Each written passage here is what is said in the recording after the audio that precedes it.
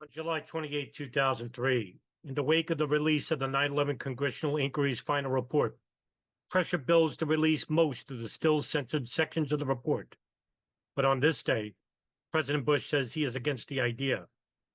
According to an Associated Press article dated July 29, 2003, though an obscure rule, the Senate could force the release of the material with a majority vote, but apparently the number of votes in favor of the idea falls just short.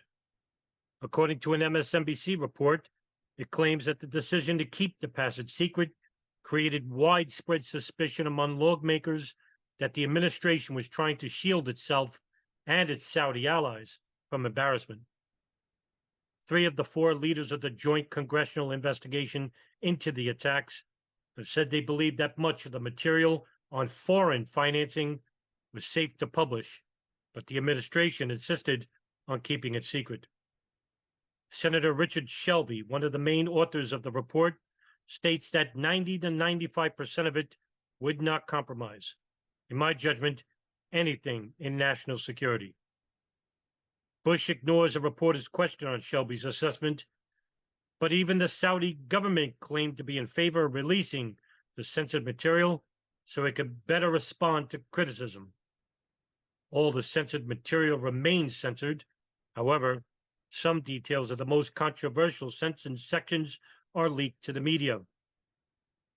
By the following month, in August of 2003, in the wake of the 9/11 Congressional Inquiry report and under intense pressure from Congress, the FBI and CIA reopened an investigation into whether Saudi Arabian officials aided the 9/11 plot.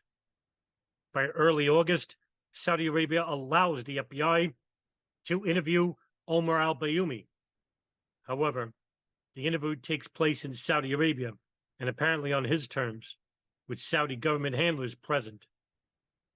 Says one anonymous government terrorism consultant, they are revisiting everybody.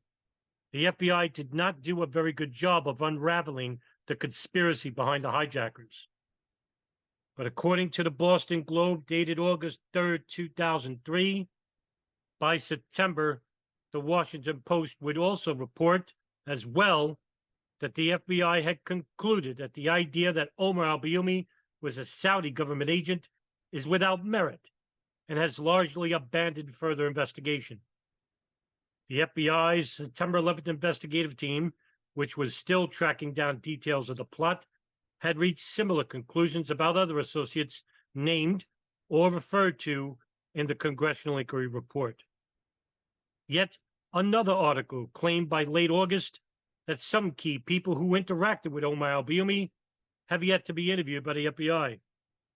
Countless intelligence leads that might help solve the mystery of a Saudi connection to the hijackers appear to have been under-investigated or completely overlooked by the FBI, particularly in San Diego. Not only were they never interviewed when the investigation was supposedly reopened, they were not interviewed in the months after 9/11 either, when the FBI supposedly opened an intense investigation called Pent Bomb, or their own investigation into Omar al-Bayoumi, visiting every place he was known to have gone and compiling 4,000 pages of documents detailing his activities.